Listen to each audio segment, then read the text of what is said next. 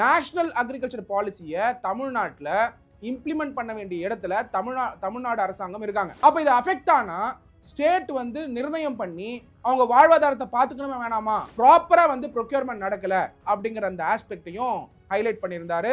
மூணாவது கட்டத்தில் அத்திக்கடவு அவினாஷி ப்ராஜெக்ட் பத்தி முக்கியமா பேசியிருந்தார். Article 39 clause B water as a public resource, Bhavani Noyyal Amaravathi river linking ப்ராஜெக்டை செயல்படுத்தல அப்படிங்கிற அந்த கேள்வியையும், கொஸ்டினிங் த உமன் சேஃப்டி, ரெண்டாவது டிமாண்ட் ஃபார் ஸ்ட்ரிக்ட் லா என்ஃபோர்ஸ்மெண்ட்டும், சமூக நீதி ஆஸ்பெக்ட்ஸை நான் முன் வைப்பேன், ஆனால் கடவுள் மறுப்பு கொள்கையை நான் எடுத்துக்க மாட்டேன் அப்படின்னு சொல்லியிருந்தார். திராவிட முன்னேற்ற கழகம் செய்யக்கூடிய பல அரசியல் சூழ்ச்சிகள், அவருக்கு அகைன்ஸ்டா செய்யக்கூடிய, நல்லா ஞாபகம் வச்சுக்கோங்க, இன்னைக்கு அரசியல் தமிழக வெற்றி கழகத்தை சார்ந்துதான் தமிழ்நாடு அரசியல் மூவ் ஆயிட்டு இருக்கு. லீகல் டாக்ஸ் நேர்களுக்கு அன்பு வணக்கங்கள். இன்னைக்கு தமிழக வெற்றி கழகம் ஈரோட்ல மீட்டிங் நடத்தினாங்க. அதுல தமிழக வெற்றி கழகத்துடைய லீடர் விஜய் அவர்களுடைய ஸ்பீச் வந்து ஒரு ஐகானிக் ஸ்பீச் மட்டும் கிடையாது. அந்த ஸ்பீச் ஆகப்பட்டது ஒரு பொலிட்டிக்கல் சர்க்கிள்லேயே வந்து ஒரு ரெவல்யூஷனைசிங் ஸ்பீச்சா பார்க்கப்பட்டது. இதுல முக்கியமா நம்ம ஸ்பீச்சோட கண்டென்ட்டை லீகலாகவும் பொலிட்டிக்கலாகவும் மக்களை சார்ந்து அனலைஸ் பண்றதுக்கு முன்னாடி, இப்ப இருக்கக்கூடிய சூழ்நிலையில பொலிட்டிக்கல் லீடர்ஸ் பேசுறது மக்களுக்கு புரியறதே கஷ்டமா இருந்துகிட்டு இருக்கு. டெஃபினட்டா எல்லாரும் இதை அக்ரி பண்ணிப்பீங்க. ஏன்னா பல நேரங்கள்ல 18 இயர்ஸ்லேருந்து 35 இயர்ஸ் இருக்கக்கூடிய யூத் எல்லாருமே ஒரு பொலிட்டிக்கல் லீடர் பேசும்பொழுது அவங்க ஸ்பீச்சில் என்ன பேசிட்டு போனாங்க அப்படிங்கிறது பாதி நேரம் கன்வே ஆகாது. அப்படியே பார்த்தீங்கன்னாலும் சித்தாந்த ரீதியாக பேசும்பொழுது அந்த சித்தாந்தத்தின் பின்னாடி இருக்கக்கூடிய அந்த ஹிஸ்ட்ரி தெரியாத பொழுது பொலிட்டிக்கல் லீடர் என்ன பேசினாரும் கூட தெரியாது. இதெல்லாம் புரிஞ்சுக்கிட்டு டைரக்டா மக்கள் கிட்ட கனெக்ட் பண்ணக்கூடிய ஒரு ரெவல்யூஷனைசிங் ஸ்பீச்சை தமிழக வெற்றி கழகத்தோட லீடர் விஜய் அவர்கள் தொடர்ச்சியாக ஸ்பீச் கொடுத்துட்டு வந்துட்டு இருக்காரு. இன்ஃபேக்ட் நீங்க பாத்தீங்கன்னா அவருடைய ஃபர்ஸ்ட் மீட்டிங்ல இருந்து இப்போ வரைக்கும் பேசியிருக்கக்கூடிய எல்லா ஸ்பீச்சுமே ஒரு எவல்யூஷனரியாகவும் ரெவல்யூஷனரியாகவும் இருந்துகிட்டு இருக்கு அப்படிங்கிறத நம்மளால புரிஞ்சுக்க முடியுது. இது ஏன் சொல்றேன்னா, அவருடைய ஸ்பீச்ல மைக்ரோ லெவல் இஷ்யூஸையும் கவர் பண்றாரு, மேக்ரோ லெவல் இஷ்யூஸையும் கவர் பண்றாரு. அந்த ஊருக்கு போகும்போது அந்த ஊருடைய மகிமை, அங்க இருக்கக்கூடிய பண்பாடு, கலாச்சாரம், அங்க இருக்கக்கூடிய தெய்வத்தலங்கள், அது மட்டும் இல்லாம அங்க இருக்கக்கூடிய வழிபாடு முறைகள், அங்க இருக்கக்கூடிய ஹிஸ்டரிய கிளியரா ஃபர்ஸ்ட் இன்ட்ரோடக்ஷனா பேசுறாரு. ரெண்டாவது அங்க இருக்கக்கூடிய மக்களுடைய பிரச்சனைகளை பத்தி ஹைலைட் பண்றாரு. மூணாவது இப்ப இருக்கக்கூடிய திராவிட முன்னேற்ற கழகம் என்னென்ன செய்யல மக்களுக்குன்றத ஐடென்டிஃபை பண்ணி சட்ட ரீதியா விஜய் அவர்கள் பேசிட்டு இருக்காரு. அப்போ நம்ம ஒரு ஸ்பீச்லையுமே, விஜய் அவர்களுடைய ஒரு ஸ்பீச்லையுமே அதில் இருக்கக்கூடிய லீகல் ஆஸ்பெக்ட்ஸும், அதில் இருக்கக்கூடிய பொலிட்டிக்கல் ஆஸ்பெக்ட்ஸும், அதில் இருக்கக்கூடிய பொதுமக்கள் என்ன மெசேஜ் எடுத்துக்கணும் அப்படிங்கிறத கண்டிப்பாக தெரிஞ்சுக்கணும். அது மட்டும் இல்லாமல் சட்ட மாணவர்கள், யூபிஎஸ்சி படிக்கிறவங்க, டிஎன்பிஎஸ்சி படிக்கிறவங்களும் இந்த இஷ்யூஸை வந்து கண்டிப்பாக தெரிஞ்சுக்கணும். ஏன்னா ஸ்டேட் நடத்தக்கூடிய எக்ஸாம்ஸில் ஸ்டேட்ஸை புகழ மாதிரி தான் கொஷின்ஸ் கேட்பாங்க. அதாவது state government schemes, state government என்ன அச்சீவ் பண்ணியிருக்காங்கன்ற கொஸ்டின்ஸ் தான் கேட்பாங்க. ஆனால் ஒரு விஷயத்தை கிரிட்டிக்கலாக தெரிஞ்சுக்கணும். ஸோ அதாவது சோஷியல் ஸ்ட்ரக்சர் இருக்கக்கூடிய இல்லை ஜாகிரபிக்கலாக இருக்கக்கூடிய ப்ராப்ளம்ஸை ஒரு டிஸ்ட்ரிக்டாக நீங்கள் புரிஞ்சுக்கணும்னு சொன்னாக்க எலெக்ஷன் டைம் தான் ரொம்ப இம்பார்ட்டன்ட் டைம். ஏன்னா எல்லா பொலிட்டிக்கல் லீடருமே ஒரு இடத்துல போய் பேசும்பொழுதும் அந்த இடத்துல இருக்கக்கூடிய ப்ராப்ளம்ஸை டிஸ்கஸ் பண்ணுவாங்க. ஆனால் இன்டென்சிஃபைடாகவும் மக்கள்கிட்ட புரிகிற மாதிரியும், அது மட்டும் இல்லாமல் யூத்துக்கு புரிகிற மாதிரியும் நம்ம தமிழ்நாட்டில் பேசினது அறிஞர் அண்ணா தான் முதல்ல. அதுக்கப்புறம் எம்ஜிஆர், இப்போ விஜய் அவர்கள் வந்து கிராஸ் ரூட் லெவல் வரைக்கும் வந்து இதை கனெக்ட் பண்ணுறதுக்கான முயற்சிகள் எடுத்துகிட்டு இருக்காரு. ஃபர்ஸ்ட் அந்த முயற்சிகளுக்கு நம்ம வாழ்த்து சொல்லணும். ஸோ அப்படி இருந்துட்டு இருக்கும் பொழுது இன்னைக்கு ஈரோட்டில் பேசும்பொழுது முக்கியமாக தொடக்கத்திலேயே விஜய் அவர்கள் அங்கே இருக்கக்கூடிய மஞ்சள் பற்றி கனெக்ட் பண்ணி பேசினார். ரொம்ப இம்பார்ட்டன்ட். ஈரோட்டில் டர்மரிக்கு வந்து விவசாயிகளுடைய வாழ்வாதாரம், விவசாயிகளுடைய வாழ்வாதாரம் மட்டும் கிடையாது, அது ஈரோடு ஆகப்பட்டது ஒரு விவசாய பூமி. அந்த விவசாய பூமியில மஞ்சள் வர்றதுக்கான அந்த கிளைமேட்டிக் கண்டிஷனும் அந்த அக்ரிகல்ச்சருடைய அந்த மேம்பாடும் தான் காரணம். அதை பத்தி ஹைலைட் பண்ணிட்டு அதுக்கப்புறம் வந்து கல்வராயன் டேமை பத்தி பேசியிருந்தார். ஸோ ஃபர்ஸ்ட் மஞ்சளை பத்தி பேசியிருந்தாரு. மஞ்சள் வந்து ஈரோடுக்கு எப்படி சம்பந்தம் இருக்குன்னு பேசியிருந்தாரு. அதுக்கப்புறம் ஹிஸ்டரி ஆஃப் கல்வராயன் டேம் பத்தி பேசியிருந்தார். இது பேசி முடிச்ச உடனேயே அரசியலமைப்பு சட்டத்தில் இருக்கக்கூடிய பல விஷயத்த, அரசியலமைப்பு சட்டத்தில் இருக்கக்கூடிய பல ஆர்டிகல்ஸை சார்ந்து அந்த ஆர்டிகல்ஸை கோட் பண்ணாம பல இஷ்யூஸ் மக்களுக்கு எப்படி பாதிக்குதுங்கிறத அடுக்கடுக்கா பேச ஆரம்பிச்சாரு தமிழக வெற்றி கழகத்துடைய லீடர் விஜய் அவர்கள். அப்படி பேசும் பொழுது முதல் கட்டத்தில் அவர் அட்ரஸ் பண்ணதுதான், அதாவது விவசாயத்தை சார்ந்து இருக்கக்கூடிய ப்ராப்ளம்ஸை வந்து அட்ரஸ் பண்ணார். அதில் முக்கியமாக 3 இம்பார்ட்டன்ட் ப்ராப்ளம்ஸை விவசாயிகளை சார்ந்து அட்ரஸ் பண்ணார் ஈரோட்டில். ஒன்று வந்து மஞ்சளை சார்ந்து, மஞ்சள் ப்ரொக்யூர்மெண்ட் வந்து கவர்மெண்ட் வந்து ப்ரொக்யூர் பண்ணக்கூடிய, கொள்முதல் பண்ணக்கூடிய விலை நிர்ணயத்தை பற்றி சொல்லியிருந்தார். ரெண்டாவது அஃப்கோர்ஸ் பேடி சுகர் கேனும் அதில் இன்க்ளூடடு. ஸோ அந்த டர்மரிக் ப்ரொக்யூர்மெண்ட்டில் இருக்கக்கூடிய ப்ராப்ளம்ஸ் பற்றி பேசியிருந்தார். இந்த டர்மரிக் ப்ரொக்யூர்மெண்ட் வந்து கான்ஸ்டியூஷன் ஆஃப் இந்தியாவில் இருக்கக்கூடிய ஆர்டிக்கல் 21 டைரக்டா அஃபெக்ட் பண்ணுது. காரணம் என்னன்னா, ப்ரொக்யூர்மெண்ட் கரெக்டான ரேட்ல பண்ணாதான் விவசாயிகளுக்கு கரெக்டான அமௌண்ட் போகும், அவங்களுடைய வாழ்வாதாரத்தை பார்த்துக்க முடியும். Article 21 of the constitution of India என்ன சொல்லுதுன்னு பார்த்தீங்கன்னா, right to life. Article 21 of the constitution of இந்தியாவில் ரைட் டு லைஃப் உண்டு. அதுல இன்க்ளூட்ஸ் ரைட் டு லைவ்லிவுட். அப்போ ஒரு விவசாயிகளுக்கு மஞ்சளுக்கு கரெக்டான ரேட்டை நிர்ணயம் பண்ணி அந்த ரேட்டை கொடுத்தாதான் அவங்க வாழ்வாதாரமே நல்லா இருக்கும். இதை மேற்கோள் காட்டி தான் விஜய் அவர்கள் article 21 of the constitution of இந்தியாவை கோட் பண்ணாம டைரக்டா இஷ்யூவை கோட் பண்ணியிருந்தார். அந்த ஸ்பீச்ல இருந்து நம்ம டீகோட் பண்ண வேண்டியது என்னன்னா, article 21 of the constitution of India படி ரைட் டு லைஃப் வந்து அஃபெக்டட், ரைட் டு லைவ்லிவுட்டும் அஃபெக்ட் ஆயிருக்கு மக்களுக்கு. அப்போ இது அஃபெக்ட் ஆனா ஸ்டேட் வந்து நிர்ணயம் பண்ணி அவங்க வாழ்வாதாரத்தை பார்த்துக்கணுமா வேணாமா அப்படிங்கிற கேள்விக்கு கண்டிப்பா பார்த்துக்கணுங்கிறத நம்ம சொல்லல, கான்ஸ்டியூஷன் ஆஃப் இந்தியா வந்து சொல்றதை நம்மளால பார்க்க முடியுது. ஆனால் அம்பேத்கர் அவர்கள் article 21 of the constitution of India கொண்டு வரும் பொழுது பணக்காரங்களுக்காக கொண்டு வரல, ஏழை மக்கள், விவசாயிகள், பெண்கள் எல்லாருக்காகவும் ஆர்டிகல் 21 கொண்டு வந்தார். ஆர்டிகல் 21 படி right to life, right to livelihood. ஒரு விவசாயி பாதிச்சா ஆர்டிகல் 21 வந்து அஃபெக்ட் ஆகுது. அப்போ கவர்மெண்ட் உடனே வந்து சரி பண்ண வேண்டிய இடத்துல இருக்காங்க. ஏன்னா article 12 of the constitution of India படி ஸ்டேட்டுங்கிற டெஃபினிஷன்ல கவர்மெண்ட் இருக்கும் பொழுது ஃபண்டமெண்டல் ரைட் ஒரு சாதாரண விவசாயிக்கு அஃபெக்ட் ஆகுதுன்னா அதை நிலைநிறுத்த வேண்டிய இடத்துல ஜுடிஷியரியை தாண்டி எக்ஸிக்யூட்டிவும் லெஜிஸ்லேட்டர் இருக்காங்க. அதை தான் டிவிகேவுடைய லீடர் விஜய் அவர்கள் இன்னைக்கு விவசாயிகளை பத்தி பேசும்பொழுது, இஷ்யூவை பத்தி பேசும்பொழுது நம்ம புரிஞ்சுக்கணும். அவர் பேசினது எல்லாமே லீகலாகவும் கான்ஸ்டியூஷனலாகவும் வேலிட். காரணம் என்ன? விவசாயிகளுடைய வாழ்வாதாரம் அஃபெக்ட் ஆகும்போது article 21 of the constitution of India attract ஆகுது.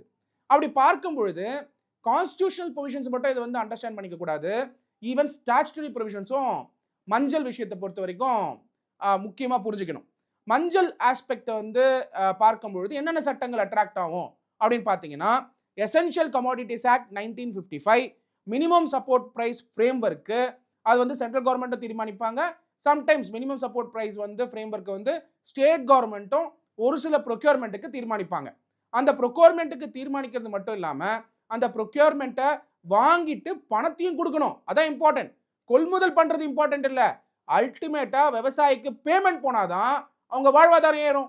ஆனால் கொள்முதல் பண்ணிடுறாங்க, சம்டைம்ஸ் பேமெண்ட் போகிறதில்ல அப்படின்னா விவசாயிகளோட வாழ்க்கை அஃபெக்ட் ஆகுதுன்னு செய்யும். அதை தான் விஜய் அவர்கள் கிளியராக வந்து சொல்லியிருந்தார். மூணாவது important aspect article 21 of the constitution of India read with agricultural produce market committee, APMC. தமிழ்நாட்டில் பார்த்தீங்கன்னா விவசாயிகளுடைய கொள்முதல்கள் எல்லாமே ஏபிஎஸ்சி வழியாக தான் நடக்குது. அப்போ ஏபிஎஸ்சியில் வந்து ப்ரொக்யூர்மெண்ட் பண்ணக்கூடியது சில கட்சி நிர்வாகிகள், அதாவது ஆளுங்கட்சியில் இருக்கக்கூடிய கட்சி நிர்வாகிகள் கரெக்டாக ப்ரொக்யூர்மெண்ட் பண்ணாமல், இல்லை அந்த கட்சியை சார்ந்திருக்க விவசாயிகளுக்கு கரெக்டான ப்ரொக்யூர்மெண்ட் பண்ணிட்டு மாற்று கட்சியில் இருந்தால் அவங்க ப்ரொக்யூர்மெண்ட்டை வந்து அஃபெக்ட் பண்ணுறதுக்கான பாசிபிலிட்டிஸும் நடந்துகிட்டு இருக்கிறதையும் இன்டைரக்டா விஜய் அவர்கள் கிளியரா ப்ரொக்யூர்மெண்ட் இஷ்யூஸ் பற்றியும் இந்த ஸ்பீச்சில் ரைஸ் பண்ணியிருந்தார். இதை தாண்டி நேஷனல் அக்ரிகல்ச்சர் பாலிசி வந்து யூனியன் கவர்மெண்ட்டே கொண்டு வந்தாலும் நேஷனல் அக்ரிகல்ச்சர் பாலிசியை தமிழ்நாட்டில் இம்ப்ளிமெண்ட் பண்ண வேண்டிய இடத்துல தமிழ்நாடு அரசாங்கம் இருக்காங்க. தமிழ்நாடு அரசாங்கம் வந்து விவசாயிகளுக்கு வந்து பயன்படக்கூடிய எல்லா விஷயத்தையும் நேஷனல் அக்ரிகல்ச்சர் பாலிசிலேருந்து இம்ப்ளிமெண்ட் பண்ண வேண்டியது தமிழக அரசாங்கத்துடைய பொறுப்பு. அதை செஞ்சாங்களா அப்படின்னா விஜய் அவர்கள் சொன்ன மாதிரி ப்ரொக்யூர்மெண்ட் பிரச்சனை, ரெண்டாவது பிரைஸ் ஃபிக்சேஷன், அவங்க அதாவது அவங்க தயாரிக்கக்கூடிய பொருட்களுக்கு, அவங்க உற்பத்தி பண்ணக்கூடிய பொருட்களுக்கு விலை நிர்ணயம் கரெக்டா இருக்கா அப்படிங்கிற அந்த கேள்வியும் எழுப்புறாரு. அது இல்ல அப்படிங்கிறதையும் உறுதிப்படுத்தி சொல்லியிருக்காரு. இதை தாண்டி value addition, turmeric processing, export support, இது எல்லாமே சார்ந்து தான் அந்த குரலா அமைஞ்சது விஜய் அவர்களுடைய குரல். இது மூணாவது, ஹானஸ்ட் ப்ரொக்யூர்மெண்ட் நடக்கல, ப்ராப்பரா வந்து ப்ரொக்யூர்மெண்ட் நடக்கல அப்படிங்கிற அந்த ஆஸ்பெக்டையும் ஹைலைட் பண்ணியிருந்தாரு. முதல் கட்டத்துல விவசாயிகளுடைய பிரச்சனையை பத்தி பேசியிருந்தார். அது பேசும் பொழுது முக்கியமாக மூணாவது கட்டத்துல அத்திக்கடவு அவினாஷி ப்ராஜெக்ட் பத்தி முக்கியமா பேசியிருந்தார். ஏன் இதை பத்தி பேசியிருந்தாருன்னா, அவர் முதல்ல சொன்ன மாதிரி கல்வராயன் டேம் பத்தி பேசிட்டு, அந்த காலத்துல நம்மளுடைய முன்னோர்கள்லாம் கஷ்டப்பட்டு அவங்களுடைய வாழ்க்கை கொடுத்து ஒரு இரிகேஷன் ப்ராஜெக்ட் உருவாக்குறாங்க, டேமை கட்டியிருக்காங்க. ஆனா இந்த திமுக அரசு, திராவிட முன்னேற்ற கழகம் அதை செய்யாம அவங்க வந்து அத்திக்கடவு அவினாஷி ப்ராஜெக்ட்டுக்கு எந்த முயற்சியும் எடுக்கல அப்படின்னு சொல்லும் பொழுது, சட்டத்தில் இருக்கக்கூடிய கான்ஸ்டிடியூஷன் ஆஃப் இந்தியாவில் இருக்கக்கூடிய எந்த ஆர்டிக்கலை வயலேட் பண்ணியிருக்காங்கன்றதை நம்ம பார்க்கணும். அதாவது article 21 of the constitution of India படி again right to clean drinking water உண்டு. இதை Subhash Kumar versus state of Bihar அப்படிங்கிற சுப்ரீம் கோர்ட் ஜட்மெண்ட் வழியா இதை நிலைநிறுத்தியிருக்காங்க சுப்ரீம் கோர்ட் நம்மளுடைய ஆர்டிகல் 21ல. அது மட்டும் இல்லாம ஆர்டிகல் 21 ஆகப்பட்டது ஃபண்டமெண்டல் ரைட்ஸ், அடிப்படை உரிமை. ஆனால் article 48A protection of environment and natural resources அப்படிங்கிற அந்த ஆர்டிக்கல்ல போய் பார்த்தீங்கன்னா மக்களுக்கு என்விரான்மெண்டல் ப்ரொடெக்ஷனும் நேச்சுரல் ரிசோர்ஸ் ஆக்சஸும் இருக்கணும் அப்படிங்கிறது தான் முக்கியமான point. Article 39 clause B water as a public resource. Article 39 clause B water as a public resource அப்படிங்கிறதையும் நம்ம புரிஞ்சுக்கணும். அப்போ அத்திக்கடவு அவினாஷி ப்ராஜெக்டை செயல்படுத்தலைன்னா clear violation of article 21, clear violation of article 48A, clear violation of article 39B water as a public resource அப்படின்னும் பொழுது இதுல பல சட்டங்களும் உண்டு. இதெல்லாம் செயல்படுத்தணும், இந்த டேம் ப்ராஜெக்டை வந்து செயல்படுத்தணும். அத்திக்கடவு அவினாஷி ப்ராஜெக்ட் வழியா இரிகேஷன் ஃபெசிலிட்டியை வந்து கொண்டு வரும் பொழுது கிட்டத்தட்ட 3 டிஸ்ட்ரிக்ட்டுக்கு ஈரோட சார்ந்து பயன்படுங்கிறதையும் தமிழக வெற்றி கழகத்துடைய லீடர் விஜய் அவர்கள் கிளியரா குறிப்பிட்டிருக்கார். இதுல பல சட்டங்கள் வந்து இன்வால்வ் ஆயிருக்கு. அந்த சட்டங்கள் எல்லாம் பார்த்து தான் தமிழ்நாடு கவர்மெண்ட் வந்து இம்ப்ளிமெண்ட் பண்ணணும். ஆனால் 4 வருடமா 2021 ஆட்சிக்கு வந்ததுல இருந்து அத்திக்கடவு அவினாஷி ப்ராஜெக்டை செயல்படுத்தாம இருக்கிறது ஏன் அப்படிங்கிற கேள்வியும் விஜய் அவர்கள் எழுப்பியிருக்கார். இது மூணாவது இம்பார்ட்டன்ட் கேள்வி. இதுல முக்கியமா பார்க்க வேண்டியது என்னன்னா டேம் அண்ட் கெனால் எக்ஸ்பான்ஷனை பத்தி சொல்லியிருக்கார். அப்போ ஈரோடுக்கு தேவையான அத்திக்கடவு அவினாஷி ப்ராஜெக்ட் இம்ப்ளிமெண்ட் பண்ணும் பொழுது அங்க இரிகேஷன் ஃபெசிலிட்டி இம்ப்ரூவ் ஆகும், கெனால் ஃபெசிலிட்டி உருவாகும். இதை தாண்டி டேம் ஃபெசிலிட்டியும் உருவாக்கும் பொழுது இரிகேஷன் ஃபெசிலிட்டி வந்து அங்க இருக்கக்கூடிய விவசாயிகளுக்கு பயன்படும்.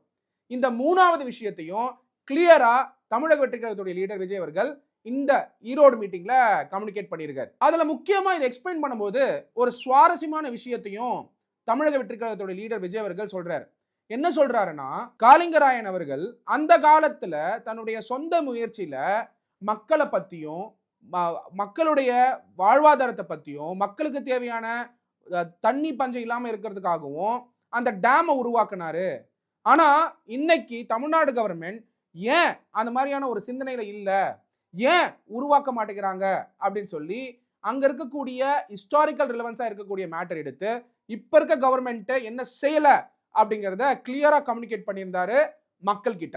நாலாவது இம்பார்ட்டன்ட் இஷ்யூவை ஈரோட்ல ரைஸ் பண்ணாரு, sand mining, red soil, environmental protection பத்தி. இதுல பாத்தீங்கன்னா article 48A talks about protecting environment.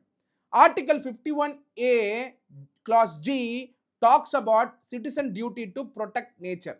இந்த 2 ஆர்டிக்கலுமே நம்மளுடைய சாண்ட் மைனிங் மாதிரி இருக்கக்கூடியது, ரெட் சாயில் மாதிரி இருக்கக்கூடியது, என்விரான்மெண்ட் ப்ரொடெக்ஷன் ஆகப்பட்டது இதுல கவரா இருக்கிறதுனால விஜய் அவர்கள் வந்து ஈரோட்ல இருக்கக்கூடிய ரெட் சாயில்னால தான் டர்மரிக்ன்றது உற்பத்தி ஆயிட்டு இருக்கு, விட்டா ரெட் சாயில கூட இங்க நோண்டி எடுத்துட்டு போயிடுவாங்க பாருங்க, தமிழ்நாடு முழுக்க எவ்வளோ வந்து சாண்ட் மைனிங் இல்லீகல் மைனிங் நடந்துட்டு இருக்கு அப்படிங்கிறதையும் இண்டிகேட் பண்றாரு. அதை இண்டிகேட் பண்ணும்போது சொல்றாரு பல டிஸ்ட்ரிக்ட்ஸ்ல வந்து இல்லீகல் மைனிங் நடந்துகிட்டு இருக்கு அப்படிங்கறதையும் இண்டிகேட் பண்றாரு. அதுக்கான எடுத்துக்காட்டு, அதுக்கான எக்ஸாம்பிள் நீதிமன்றத்துக்கு போங்க. எத்தனை மைனிங் இஷ்யூஸ் வந்து தமிழ்நாடு அரசாங்கத்துக்காக அகைன்ஸ்டா ஃபைல் பண்ணியிருக்காங்க மக்கள்னு போய் பாருங்க. ஏன்னா கிராமப்புறத்துல கூட இன்னைக்கு சுகாதாரம் பாதிக்கிற மாதிரி, அங்க இருக்கக்கூடிய வளங்கள் பாதிக்கிற மாதிரி மைனிங் லைசன்ஸை கொடுத்திருக்கிறது நம்மளால புரிஞ்சுக்க முடியுது 5 வருஷமா. அதுவும் எங்கெல்லாம் கொடுக்கக்கூடாது லைசன்ஸ் கொடுக்கக்கூடாதோ பல இடங்கள்ல கொடுத்திருக்கக்கூடிய கேஸ் இப்ப மெட்ராஸ் ஹைகோர்ட்ல பல கேசஸ் பெண்டிங் இருக்கிறத நம்மளாலே பார்க்க முடியுது. அதனால தமிழக வெற்றி கழகத்துடைய லீடர் விஜய் அவர்கள் இந்த பாயிண்ட் ரைஸ் பண்றதுனால 3 இம்பார்ட்டன்ட் சட்டத்தில் இருக்கக்கூடிய விஷயத்தையும் அவர் ரைஸ் பண்ணியிருக்காரு. என்ன ரைஸ் பண்றாருன்னா, அதாவது அதை டீகோட் பண்ணும்போது 3 இம்பார்ட்டன்ட் சட்டங்களை பத்தி நம்ம தெரிஞ்சுக்கணும். ஒன்னு mines and minerals development and regulation act 1957, ரெண்டாவது என்விரான்மெண்டல் ப்ரொடெக்ஷன் ஆக்ட் 1986, அப்புறம் மூணாவது NGT national green tribunal act 2010. இது எல்லாமே is an allegation of illegal sand mining. ஒன்று. ரெண்டாவது demand for protection of district resources. இந்த ரெண்டுமே ரொம்ப ரொம்ப அவசியம்.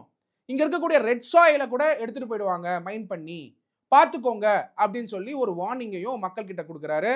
இந்த ஆஸ்பெக்டும் நம்ம லீகலா வந்து தெரிஞ்சுக்க வேண்டியது மிக மிக அவசியம். அவர் சொன்னதுல இருக்கக்கூடிய எல்லா விஷயத்துக்குமே சட்டங்கள் உண்டு. அந்த சட்டங்கள் இருக்கிறத அவரு பேசாம இருந்தா கூட அவர் சொல்லக்கூடிய ஒரு அலிகேஷனுக்குமே சட்ட பின்னணியை பத்தி தெரிஞ்சுக்க வேண்டியது மிக அவசியம். ஏன்னா அவர் பேசியிருக்கிறது கான்ஸ்டிடியூஷனலாகவும் லீகலாகவும் பொலிட்டிக்கலாகவும் யங்ஸ்டர்ஸ்க்கு போய் ரீச் பண்ணிட்டு இருக்கிறதுனால அதுக்கு பின்னாடி இருக்கக்கூடிய நாலேஜையும் எடுத்துக்க வேண்டியது மிக அவசியம். ஏன்னா பல கட்சிகள் இன்னைக்கு டிவிகேல இருக்கக்கூடிய தொண்டர்களை தற்குறி அப்படின்னு சொல்லும் பொழுது நம்ம புரிஞ்சுக்க வேண்டியது என்னன்னா, அவங்களுக்கு ஓட்டு போடலைன்னா அவங்க எஜுகேஷன் சிஸ்டம், அதாவது அவங்க சொல்லக்கூடிய தமிழ்நாடு எஜுகேஷன் சிஸ்டம்ல இருந்து படிக்க வந்த பசங்களை தற்குறின்னு சொல்லும் பொழுது எப்படி இருக்குன்னு பாருங்க. தன்னுடைய சொந்த மக்கள், அதாவது தமிழ்நாடு மக்களையே வேற ஒரு கட்சி மீட்டிங்க்கு போறதுனால தற்குறின்னு சொல்லக்கூடிய ஒரு மனப்பான்மை ஒரு கட்சிக்கு இருக்குன்னா அந்த கட்சி எப்படி வந்து அரசியல் லாபத்துக்காக செயல்படுறாங்க அப்படிங்கிறத தெரிஞ்சுக்கணும்.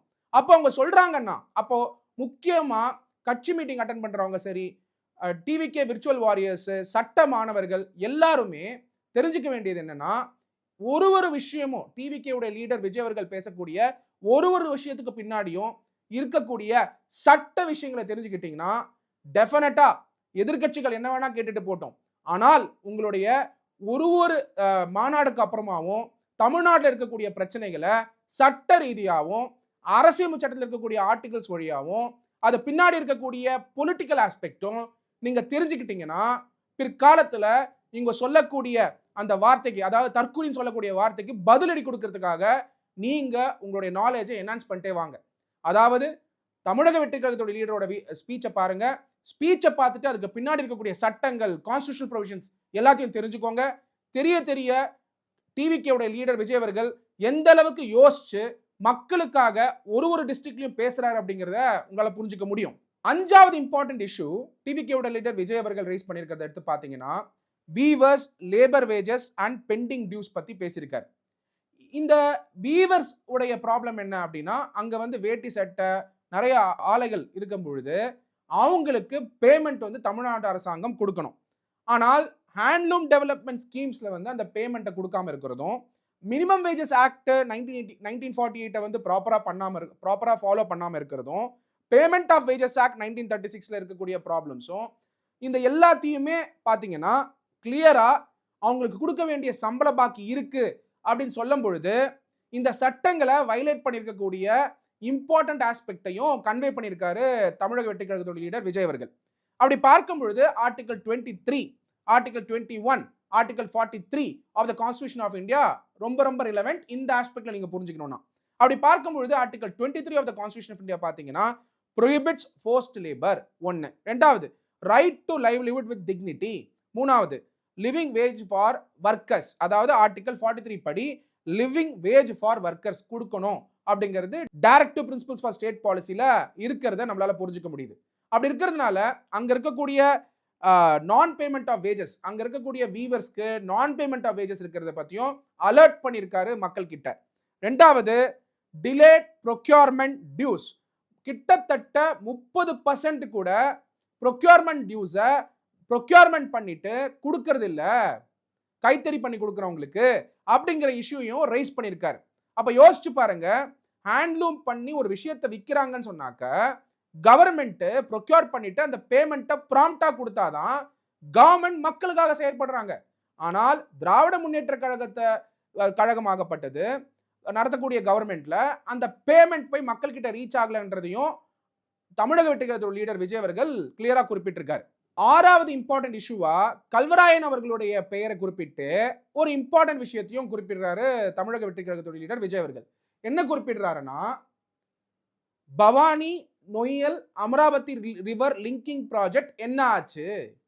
கல்வராயன் அவர்கள் அந்த காலத்துல இவ்வளவு கஷ்டப்பட்டு செயல்பட்டாரே, இவ்வளோ மாடர்ன் சயின்ஸ் பகுத்தறிவு கொடுக்கக்கூடிய திராவிட முன்னேற்ற கழகம், சயின்ஸை போற்றக்கூடிய திராவிட முன்னேற்ற கழகம் ஏன் அதே சயின்ஸை யூஸ் பண்ணி, மாடர்ன் சயின்ஸை யூஸ் பண்ணி பவானி நொய்யல் அமராவதி ரிவர் லிங்கிங் ப்ராஜெக்டை செயல்படுத்தல அப்படிங்கிற அந்த கேள்வியையும் தமிழக வெற்றி கழகத்துடைய லீடர் விஜய் அவர்கள் கேட்டிருக்கார். அஃப்கோர்ஸ் இதுவும் article 21 of the constitution of India படி ஒரு ரைட் டு லைஃப்ல இது கவர் ஆகுது. அப்படி பார்க்கும் பொழுது ஒரு விஷயத்தையுமே கான்ஸ்டிடியூஷனல் வேல்யூஸை பேஸ் பண்ணியும், கான்ஸ்டிடியூஷனல் மொராலிட்டியை பேஸ் பண்ணியும், அரசியல் அமைப்பு சட்டத்தில் இருக்கக்கூடிய விஷயத்தை பேஸ் பண்ணியும் தமிழக வெற்றி கழகத்தோட லீடர் விஜய் அவர்கள் ரைஸ் பண்ணியிருக்காரு வாட்டர் இஷ்யூஸ் பொறுத்த வரைக்கும். அது மட்டும் இல்லாம கிளியரா டிஎம்கே உடைய மேனிஃபெஸ்டோல பாயிண்ட் 103ல Bhavani Noyyal Amaravathi river linking project பத்தி குறிப்பிட்டிருக்கீங்களே, அதை ஏன் செயல்படுத்தல? 5 வருஷம் நீங்க ஆட்சியில் இருந்திருக்கீங்க.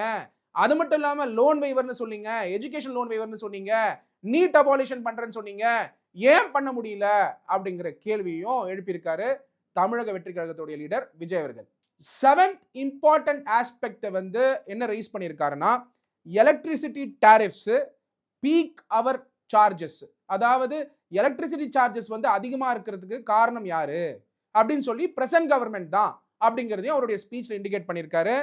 அதனால என்ன பாதிக்குதுன்றதையும் அவர் சொல்லியிருக்காரு. என்ன பாதிக்குதுன்னா, இங்க இருக்கக்கூடிய வியாபாரங்கள் பாதிக்குது, குறு சிறு தொழில் பாதிக்குது, ஒரு சாமானிய மனிதன் நடக்கக்கூடிய சின்ன சின்ன ஃபேக்டரி, சின்ன சின்ன யூனிட், பற்ற தொழில் பாதிக்குது அப்படிங்கிறத குறிப்பிட்டிருந்தார். அப்படி பாதிச்சா ஃபண்டமெண்டல் ரைட்ஸ் பாதிக்குதா அப்படின்னு நீங்க எடுத்து பாருங்க. அந்த ஸ்பீச் நம்ம டீகோட் பண்ண வேண்டியது என்னன்னா, ஃபண்டமெண்டல் ரைட் ஆர்டிகல் 19(1)G படி right to trade and business restrictions must be reasonable அப்படிங்கிறது தான் இம்பார்ட்டன்ட் பாயிண்ட். அதுல ஸ்டாச்சுட்டரி ஆக்ட்ல எலக்ட்ரிசிட்டி ஆக்ட் 2003 செக்ஷன் 61 படி tariff must protect consumer interest. ரெண்டாவது, தமிழ்நாடு எலக்ட்ரிசிட்டி ரெகுலேட்டரி கமிஷன் எடுக்கக்கூடிய பல டெசிஷன்ஸ் இது சரி பண்ணணும். அப்போ என்ன இஷ்யூ ரைஸ் பண்ணாருன்னா, எக்ஸசிவ் டாரிஃப், அதிகபட்சமான டாரிஃபை micro small and medium enterprises கிட்ட கலெக்ட் பண்றாங்க.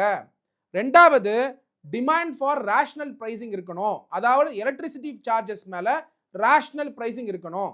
ஏன்னா இவர் ரேஸ் பண்ணியிருக்கக்கூடிய இந்த பாயிண்ட் ஆகப்பட்டது முக்கியமான பாயிண்ட். நீங்க வேணா எடுத்து பாருங்க, எல்லாரும் எடுத்து பாருங்க.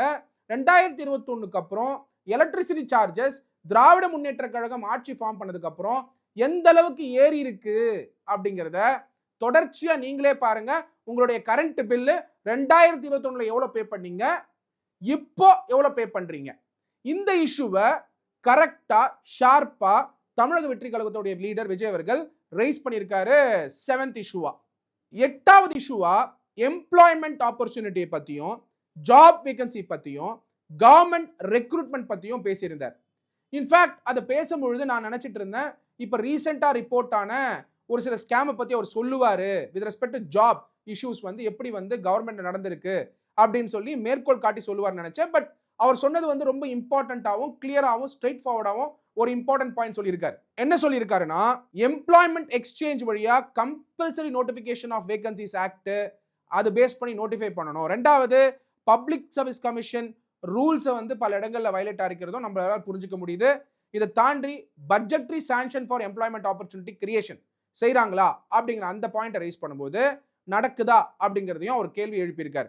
அப்படி பார்க்கும் பொழுது failure to fill sanctioned post, ஏன் சாங்ஷன்டு போஸ்ட்டுக்கு ஃபில் அப் ஆகல அப்படிங்கிற ஃபர்ஸ்ட் கேள்வி எழுப்பியிருக்காரு. ரெண்டாவது, புரோக்கன் எம்ப்ளாய்மெண்ட் ப்ராமிசஸ் கொடுக்குறேன் அப்படின்னு சொல்லிட்டு ஏன் வேலை வாய்ப்பை உருவாக்கல, எஸ்பெஷலா ஈரோடுல ஏன் உருவாக்கல அப்படிங்கிறதையும் தமிழக வெற்றிக் கழகத்தோட லீடர் விஜய் அவர்கள் எழுப்பியிருக்கார். 9வது இம்பார்ட்டன்ட் இஷ்யூ தமிழக வெற்றிக் கழகத்தோட லீடர் விஜய் அவர்கள் என்ன ரைஸ் பண்ணியிருக்காருன்னா, ஸ்கூல் க்ளோஷரை பத்தி ரைஸ் பண்ணியிருக்கார். 10வது இம்பார்ட்டன்ட் இஷ்யூ அவர் ரைஸ் பண்ணியிருக்கிறது வந்து women safety law and order பத்தி ரைஸ் பண்ணியிருந்தாரு. அதுல முக்கியமா 3 இம்பார்ட்டன்ட் ஆஸ்பெக்ட பத்தியும் அவர் பேசியிருந்தார். கொஸ்டினிங் த உமன் சேஃப்டி, 2வது டிமாண்ட் ஃபார் ஸ்ட்ரிக்ட் லா என்ஃபோர்ஸ்மெண்ட்டும் பண்ணணும் அப்படிங்கிறத பத்தியும் பேசியிருந்தாரு. இதை தாண்டி 11வது இஷ்யூவா ஹவுசிங் அண்ட் ஷெல்டரை பத்தியும் அவர் கொஸ்டின்ஸ் ரைஸ் பண்ணியிருந்தாரு. இந்த ஹவுசிங் அண்ட் ஷெல்டர் ஆகப்பட்டது ரைட் டு ஷெல்டர் அப்படிங்கிறது ஆர்டிகல் 21 இருக்கக்கூடிய இம்பார்ட்டன்ட் ஆர்டிகல், ஃபண்டமெண்டல் ரைட். அப்படி இருக்கும்போது டிமாண்ட் ஃபார் பர்மனன்ட் ஹவுசிங் கொடுக்கணும் அப்படிங்கிறத பத்தியும் அவர் ரைஸ் பண்ணியிருந்தாரு அவருடைய ஸ்பீச்ல. 2வது ஃபால்ஸ் கிளைம்ஸ், எல்லாருக்கும் நாங்கள் கட்டி கொடுத்துட்டோம், வீடு கட்டி கொடுத்துட்டோம் அப்படின்னு சொல்லக்கூடிய அந்த ஃபால்ஸ் கிளைம்ஸையும் பத்தி இஷ்யூவா ரைஸ் பண்ணியிருந்தாரு இந்த ஸ்பீச்ல. இது எல்லாமே எல்லா இஷ்யூவுமே நம்ம லீகல் ஆஸ்பெக்டை புரிஞ்சுக்கிட்டோம். இப்போ பொலிட்டிக்கல் ஆஸ்பெக்டுக்கு வரலாம். விஜய் அவர்கள் இந்த ஸ்பீச்ல வந்து முக்கியமா என்ன சொல்லியிருந்தாருன்னா, பெரியாரை பத்தி பேசும்பொழுது அவருடைய கொள்கைகளை வந்து எது தேவையோ அதை எடுத்துக்கிறோம். அறிஞர் அண்ணா எம்ஜிஆர் பொறுத்த வரைக்கும் தேர்தல் வெற்றிகள் எப்படி அவங்க வந்து அச்சீவ் பண்ணாங்களோ அவங்களுடைய வழிகள் என்னமோ அதை எடுத்துக்கிறோம் அப்படின்னு கிளியரா சொல்லியிருந்தார். இந்த ஸ்பீச்சை நீங்க முதல் ஸ்பீச்ல எடுத்துட்டு போய் கனெக்ட் பண்ணணும். தமிழக வெற்றி கழகத்துடைய லீடர் விஜய் அவர்களுடைய ஃபர்ஸ்ட் ஸ்பீச்சோட போயிட்டு நீங்க கனெக்ட் பண்ணணும். ஏன்னா அந்த ஸ்பீச்ல அவர் என்ன சொல்லியிருந்தாருன்னா, பெரியார் அவர்களுடைய சமூக சீர்திருத்தம், சமூக நீதி ஆஸ்பெக்ட்ஸை நான் முன் வைப்பேன், ஆனா கடவுள் மறுப்பு கொள்கையை நான் எடுத்துக்க மாட்டேன் அப்படின்னு சொல்லியிருந்தார். அதை இன்னைக்கும் அந்த ஸ்பீச் ஈரோட்ல சொல்லும் பொழுது எது தேவையோ, கொள்கைக்கு எது தேவையோ அதை வந்து பெரியார் அவர்கள்கிட்ட எடுத்துப்பேன். அதே பார்த்தீங்கன்னா தேர்தல் விஷயத்தை பொறுத்த வரைக்கும் அறிஞர் அண்ணா எம்ஜிஆர் அவர்கள்கிட்ட இருந்து எடுத்துப்போம் அப்படின்னு சொல்லிட்டு, அறிஞர் அண்ணா மேலையும் எம்ஜிஆர் மேலையும் யாரும் சொந்தம் கொண்டாட முடியாது, அவங்க தமிழ்நாட்டுடைய தலைவர்கள், அவங்கள பத்தி தமிழக வெற்றி கழகம் பேசுவாங்கன்ற அந்த பொலிட்டிக்கல் பாயிண்டையும் ரைஸ் பண்ணியிருந்தார். இதை சார்ந்து 2வது இம்பார்ட்டன்ட் பொலிட்டிக்கல் பாயிண்ட் அவர் ரைஸ் பண்ணது என்னன்னா, அரசியல் எதிரியாகப்பட்டதை கிளியரா டிஃபைன் பண்ணி திமுக தான் அப்படிங்கிறத இன்னைக்கு சொல்றாரு. இது சொல்லும் பொழுது நம்ம புரிஞ்சுக்க வேண்டியது என்னன்னா, அங்க அந்த கொஸ்டின் ரைஸ் பண்ணும் பொழுது அரசியல் எதிரி யாரு அப்படின்னு ரைஸ் பண்ணும் பொழுது அங்க இருக்கக்கூடிய மக்கள் திமுக அப்படின்னு பதில் சொன்னாங்க. அதே மாதிரி கொள்கை எதிரி யாரு அப்படின்னு ரைஸ் பண்ணும் பொழுது பாஜக அப்படின்னு அந்த குரல் கொடுத்தாங்க. ஸோ இந்த அளவுக்கு வந்து மெசேஜிங் வந்து கிளியரா வந்து மக்கள் கிட்ட கொண்டு போய் சேர்க்கக்கூடிய முயற்சியை தமிழக வெற்றி கழகத்துடைய லீடர் விஜய் அவர்கள் செஞ்சுட்டு இருக்காரு. 3வது கட்டமா திராவிட முன்னேற்ற கழகம் செய்யக்கூடிய பல அரசியல் சூழ்ச்சிகள், அவருக்கு அகைன்ஸ்டா செய்யக்கூடிய அரசியல் சூழ்ச்சிகளை பத்தியும் அவர் இண்டிகேட் பண்ணியிருந்தார். அதை சொல்லிட்டு ஏன் புரட்சித் தலைவர் எம்ஜிஆர் அவர்கள், ஏன் ஜெயலலிதா அம்மா அவர்கள் திமுகவை அந்த அளவுக்கு எதிர்த்தாங்க அப்படிங்கிற அந்த ஆஸ்பெக்டையும் முன் வச்சார். ஸோ நம்ம புரிஞ்சுக்க வேண்டியது என்னன்னா, பொலிட்டிக்கலாகவும் லீகலாகவும் கான்ஸ்டிடியூஷனலாகவும் ரிலவெண்டா இருக்க ஸ்பீச்சை தான் தமிழக வெற்றி கழகத்துடைய லீடர் விஜய் அவர்கள் இன்னைக்கு ஈரோடு மீட்டிங்ல பேசியிருக்காரு. ஒரு மாணவரும், சட்ட மாணவரும், தமிழக வெற்றி கழகத்துடைய உறுப்பினர்கள், ஏன் மற்ற கட்சியில் இருக்கக்கூடிய உறுப்பினர் கூட அரசியலை ஃபாலோ பண்றவங்க அவருடைய ஸ்பீச்ல இருக்கக்கூடிய ஒரு இஷ்யூவையும் டீகோட் பண்ணி பார்க்க வேண்டியது மிக அவசியம். பல பேர் அவருடைய ஸ்பீச்சுக்கு அப்புறம் அரசியல் பேசுறேன்னு சொல்லிட்டு அவரை வந்து கமெண்ட் தான் பண்றாங்களே தவிர, அதுல இருக்கக்கூடிய ஒரு மெசேஜ்ல இருக்கக்கூடிய விஷயம் என்ன, அதுல இருக்கக்கூடிய சட்டங்கள் என்ன, அதுல இருக்கக்கூடிய கான்ஸ்டிடியூஷன் என்ன அப்படிங்கிறத யாருமே பேசலங்கிறது தான் முக்கியம். அதனால யங்ஸ்டர்ஸ் எல்லாருமே, யாரெல்லாம் தமிழக வெற்றி கழகத்துடைய லீடர் விஜய் அவர்களை ஃபாலோ பண்ணி அவரோட ஸ்பீச்சை கவனிச்சிங்களோ, கண்டிப்பா இந்த விஷயத்தை எல்லாத்தையும் நீங்க தெரிஞ்சுக்கணும். ஒரு விஷயத்தையுமே சட்ட ரீதியாகவும் ஒரு விஷயத்தையுமே டீப்பாகவும் தெரிஞ்சுக்க வேண்டியது மிக அவசியம். அப்படி தெரிஞ்சுக்கும் பொழுது உங்களுக்கு தமிழக வெற்றி கழகத்துடைய லீடர் விஜய் அவர்கள் கொடுக்கக்கூடிய ஸ்பீச்ல பல விஷயத்தை, தமிழ்நாட்டு அரசியல் மட்டும் இல்ல, ஹிஸ்டரி, அதுல இருக்கக்கூடிய பல டைமென்ஷன்ஸும் உங்களால புரிஞ்சுக்க முடியும். தமிழக வெற்றி கழகத்துடைய லீடர் விஜய் அவர்கள் அரசியல் மட்டும் பண்ணல, அங்க ஒரு ஏரியால இருக்கக்கூடிய மைக்ரோ லெவல் ப்ராப்ளம்ஸையும் மக்கள் கூட ஒரு மீட்டிங்லயும் டிஸ்கஸ் பண்றாரு. எல்லாரும் வந்து ஒருதலைபட்சமா பேசிட்டு போயிடுவாங்க, ஆனா அவர் டிஸ்கஸ் பண்றாரு கிரௌடோட. கிரௌடு அதுக்கு ரெஸ்பாண்ட் பண்றாங்க. கிரௌட் இன்னைக்கு பாத்தீங்கன்னா தமிழக வெற்றி கழகத்துடைய மீட்டிங் ஆகப்பட்டது சிஸ்டமேட்டிக்கா தண்ணி ஃபெசிலிட்டி தேவையான எல்லா ப்ரொடெக்ஷனையும் கொடுத்து இன்னைக்கு நடத்தியிருக்காங்க. மிகப்பெரிய வெற்றியை வந்து சாதிச்சிருக்காங்க தமிழக வெற்றி கழகம் ஈரோடு மீட்டிங்ல. இந்த மீட்டிங் ஆகப்பட்டது கரூர் மீட்டிங் அப்புறம் நடக்கக்கூடிய மீட்டிங். பல சவால்களை சந்திச்சு தமிழக வெற்றி கழகம் இவ்வளோ பெரிய மேசிவ் மீட்டிங்கை நடத்தியிருக்காங்க. வாழ்த்துக்கள். அது மட்டும் இல்லாம இந்த மீட்டிங் ஆகப்பட்டது மிகப்பெரிய சாதனை. அதை தாண்டி தமிழக வெற்றி கழகத்துடைய லீடர் விஜய் அவர்கள் கிட்டத்தட்ட ஒரு 40 மினிட்ஸ் வந்து ஸ்பீச் கொடுத்திருக்காரு. எல்லாரும் என்ன சொன்னாங்கன்னா ஒரு 10 நிமிஷம் பேசுறாரு கிளம்பிடுறாரு, பெரிய இஷ்யூஸ் யாருமே அவர் பேசுறதே இல்ல அப்படின்னு சொல்லிட்டு இருந்தாங்க. நல்லா புரிஞ்சுக்கோங்க, இன்னைக்கும் அதான் சொல்றாங்க. ஆனால் அங்கு வந்து அட்டன் பண்ணி இருக்கக்கூடிய பல யங் ஓட்டர்ஸும் அங்க அட்டன் பண்ணி இருக்கக்கூடிய டிவிகே உடைய உறுப்பினர்களும் ஏன் பொதுமக்களும் அவர் என்ன பேசினாருன்றதை கிளியரா புரிஞ்சு ரெஸ்பாண்ட் பண்றாங்க. இந்த மாதிரியான அட்வான்டேஜ் எந்த பொலிட்டிக்கல் லீடருக்குமே இன்னிய காலகட்டத்தில் இல்ல. அப்போ அவர் வந்து பாத்தீங்கன்னா ஒரு ஸ்டெப்பா எவால்வ் பண்ணி பொலிட்டிக்கல் ஐடியாஸை மக்கள் கிட்ட வைக்கும் பொழுது நம்மளால புரிஞ்சுக்க முடியுது அவர் எந்த அளவுக்கு ப்ரிப்பேர் பண்ணிட்டு வந்து ஸ்பீச் கொடுக்கிறாரு. சட்ட ரீதியாகவும் கான்ஸ்டிடியூஷனலாகவும் மேனிஃபெஸ்டோல இருக்கக்கூடிய பாயிண்ட்டையும் சொல்லி பாயிண்ட் பண்ணி 103 பாயிண்ட் பண்ணி என்ன கொடுத்தாங்க ப்ராமிஸ், அந்த பேஜ் 103ல அந்த ப்ராமிஸை ஏன் ஃபுல்ஃபில் பண்ணல அப்படின்னு கேட்கிற அளவுக்கு இன்னைக்கு வந்து அரசியல் களத்தை ரெடி பண்ணிக்கிட்டு இருக்காரு. நல்லா ஞாபகம் வச்சுக்கோங்க, இன்னைக்கு அரசியல் தமிழக வெற்றி கழகத்தை சார்ந்துதான் தமிழ்நாடு அரசியல் மூவ் ஆயிட்டு இருக்கு. நன்றி. Advocate doctor M Sathyakumar.